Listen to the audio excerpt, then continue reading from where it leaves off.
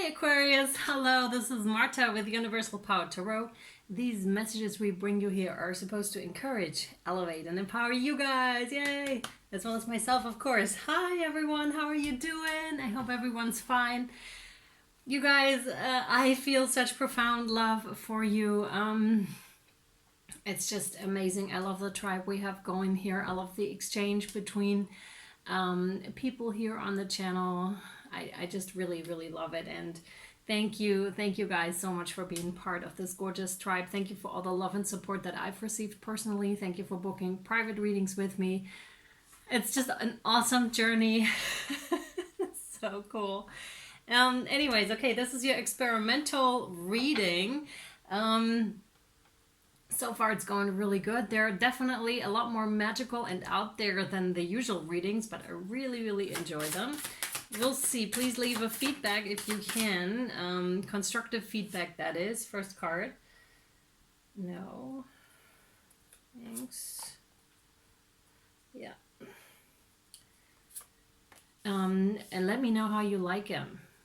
And whether I should continue. Because, I mean, I can continue them.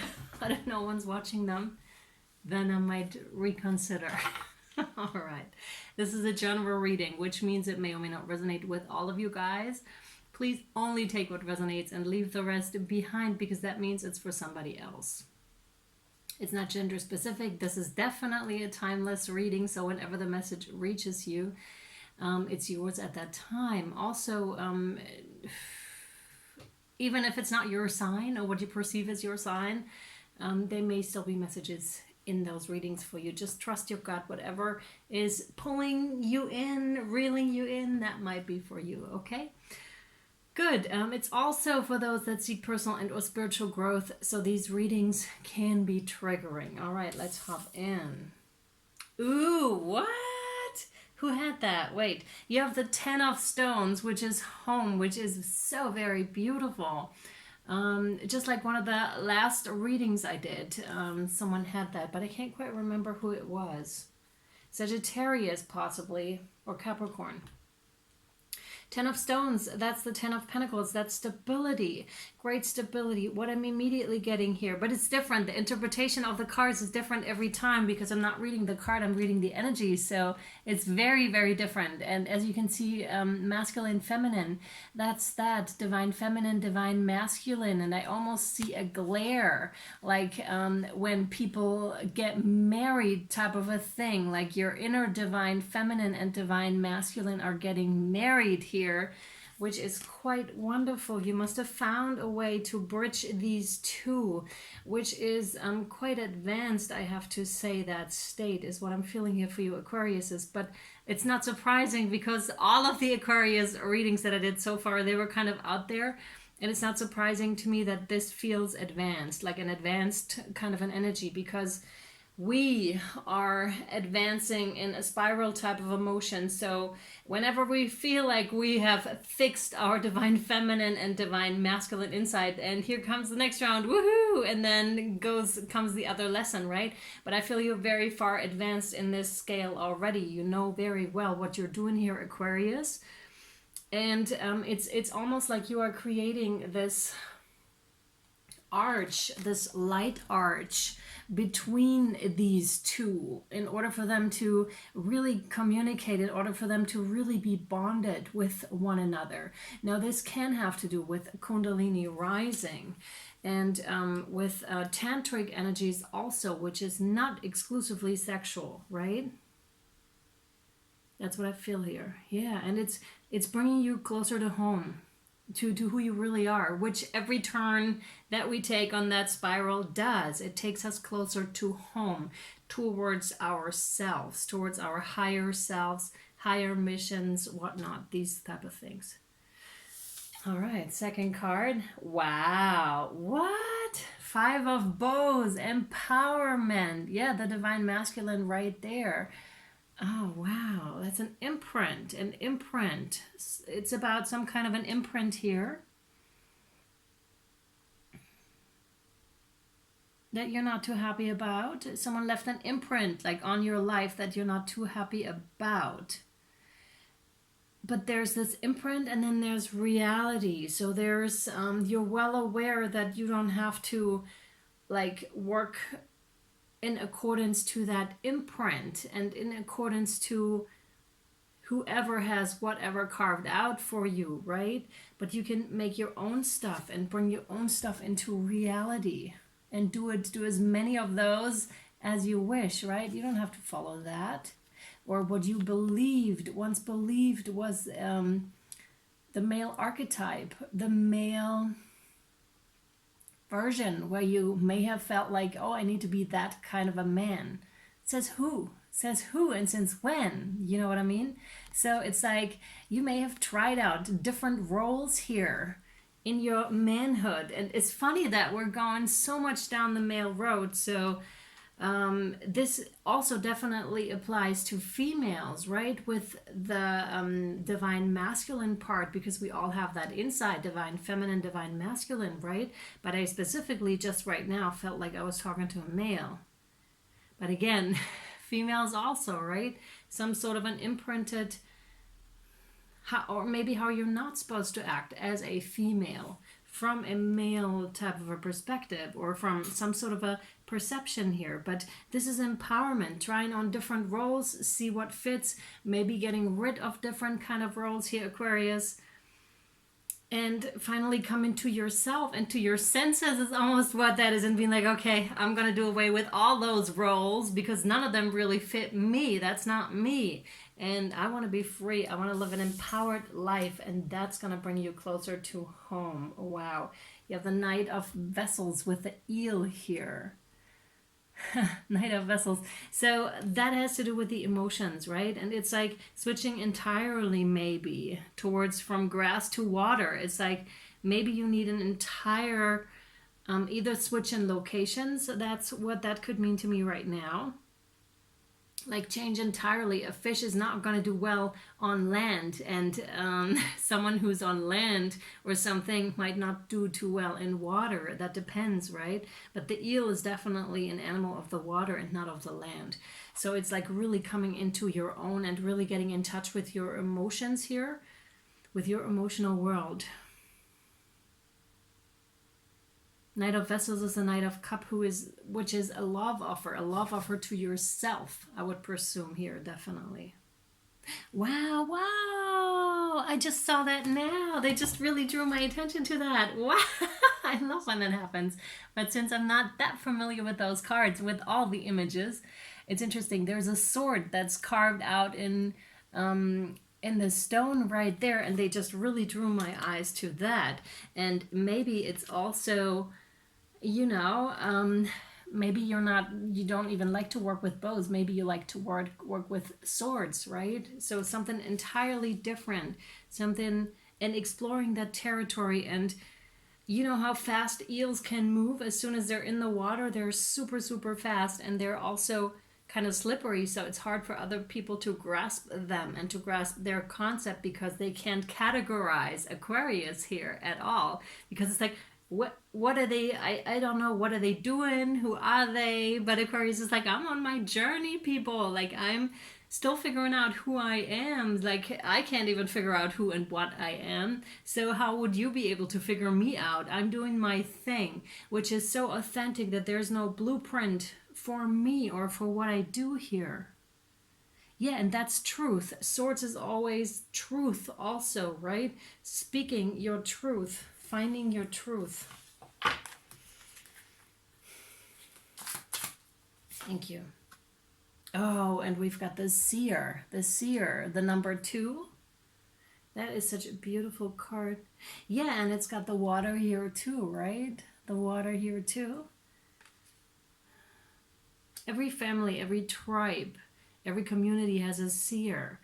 Knowingly and unknowingly, they are there. This is, of course, your abilities to glance at the future, glance at your own life. This is also visionaries, what I'm hearing. Visionary. You know that you can't go wrong or right with any decision and path you are taking. There's a beautiful little maze that's carved in that stone. So we have 2 stone carvings already. So we may be in the creative kind of a realm here as well, creating who you are, and if necessary, breaking something old down in order to create again. And that seems to be like on the larger scale as well. This is about life and death too, because it's like re-emerging here from this pond as something else, as someone else, right? Every lifetime, but every lifetime as this, in different shapes or forms, as the seer, as someone who with precognition possibly, right? Someone with magical abilities. That's a given almost. But in different shapes and forms throughout lifetimes within your individual expression here.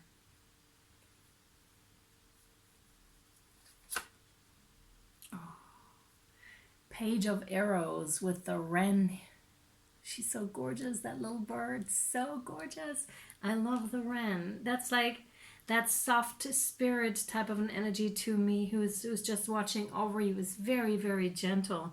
Very gentle. And the funny thing is, wow, look at her coat. Like, she seems to have wren feathers all over in her coat. So you must be surrounded by that, by either bird energies or in general, just like by a very soft bird-like energy, because the wrens are really soft and fragile birds, but here in winter they're really not that fragile, because they can survive in different kinds of conditions here, right? And they may be of service to you, absolutely, and they're watching over you.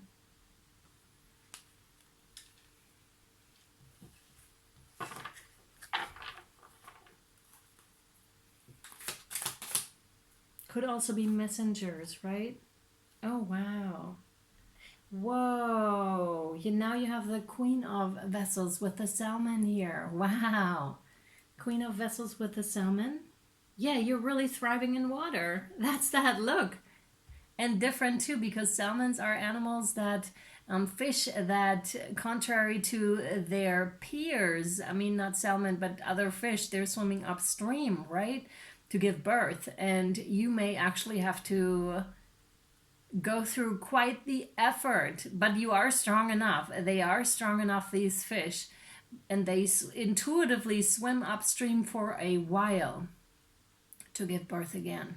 So there's quite a few elements of rebirth and a lot of water in this as well. So really emotional world, and really feeling free and coming to life here in the water, because you're in the right element. In case you haven't found it, it's not on land. It's not on land. It's like you need to find your environment to thrive in, where only you can thrive in. And it's not something that anyone has stamped out for you. You need to find it yourself. And it's not something that someone could tell you, right? Not at all, Aquarius. Not at all. You need to really follow your intuition here. Follow your own insights. Thanks. Whoa. Oh my God. Whoa. You have pleasure. What a gorgeous card with the number 18 breaking down to a 9. Yeah, you're coming to the end of the cycle here, Aquarius. It's gorgeous. It's really cosmic, that card, to me.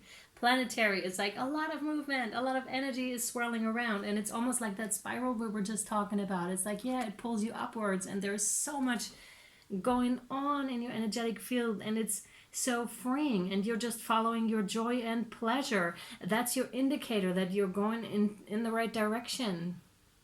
There's a lot of transformative energies around with those blue butterflies. And with those types of butterflies, as far as I'm informed, but it doesn't matter if I'm right or wrong here with my memory, but I think I've seen these in Thailand. So They're really, really big and quite impressive. And again, they're not everywhere. They're not at home everywhere. They have to be in a specific area to really thrive, to really become big and so gorgeous. And that's the same with you. That's the same connotation here too. Now, I know that different people are watching this and you may be on different parts in your journey here. If you haven't found it yet, the connotation is definitely just follow your joy, follow your pleasure here, absolutely. And we were also talking about Tantra and Kundalini rising, so connotation here is also explore your sexual side here as well, right? Because there's so much energy and power, but you don't have to. It's not necessary for this process, but if you do feel so inclined to do, it's going to help with the elevation. Ooh, discernment. You have discernment. Practice discernment.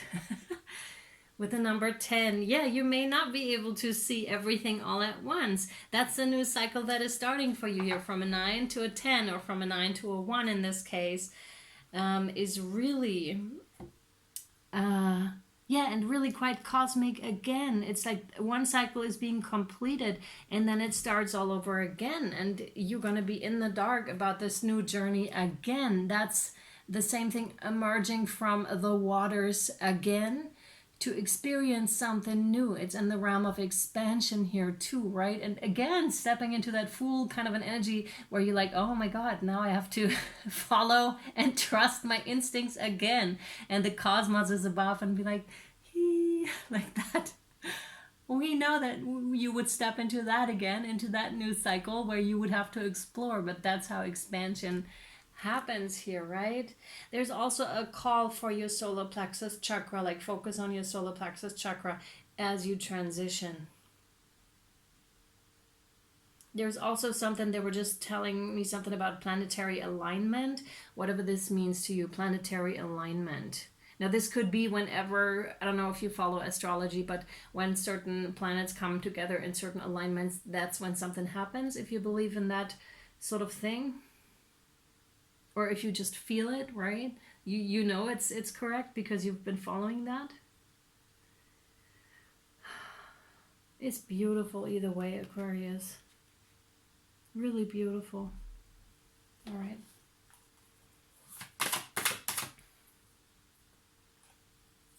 Thanks. Ah, you have the arrow. Nice one, really nice. Number 3, which is you've made up your mind already and you are on your way. You already took the first steps here, and this is like, do not change your course. You're right on course, Aquarius here. This is a confirmation. You're doing awesome, excellent. Where you're at is perfect. And it's always perfect, but this is particularly, you are very aligned. Stay on course here because it's going to come to you. This is going to be highly successful. Beautiful, beautiful energies. It almost feels like a womb kind of an energy that I'm getting right now, like a baby that's in a womb. You know, that place where it's just that in between kind of a space between this world and the other is what I'm getting here.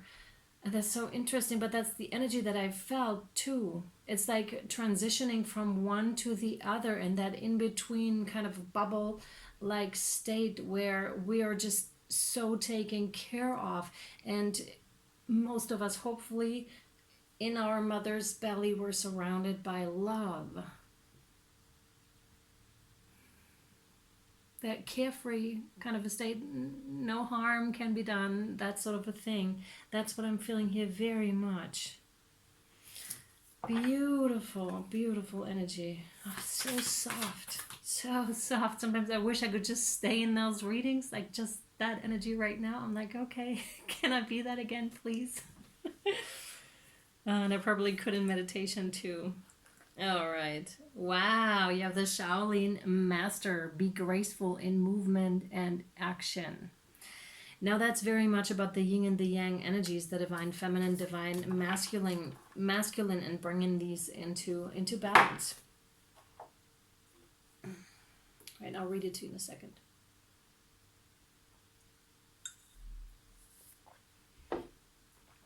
All right.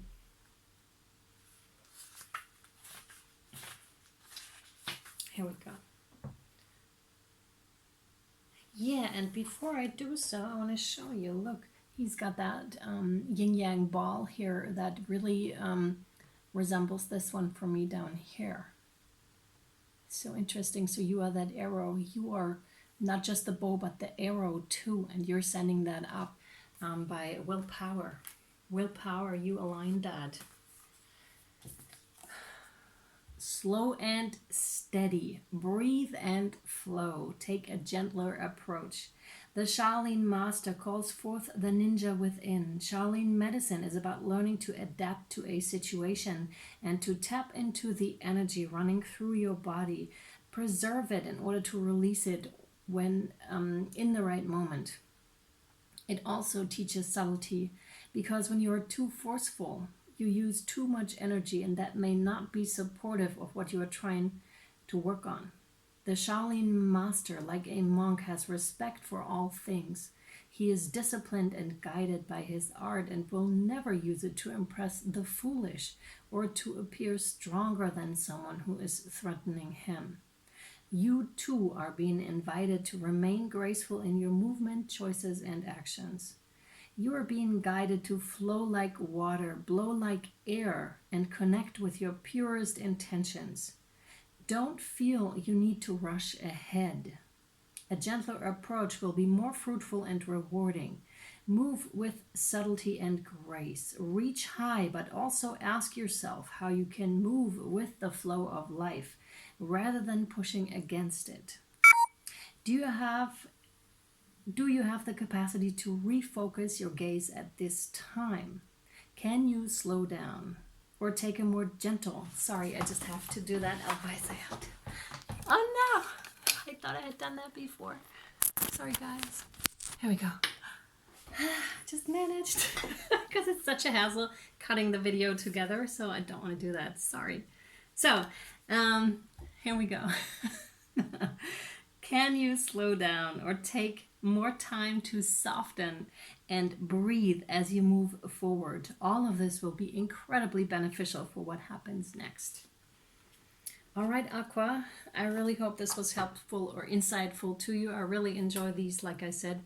I'm sending you much love and light, and I'll see you next time. Bye.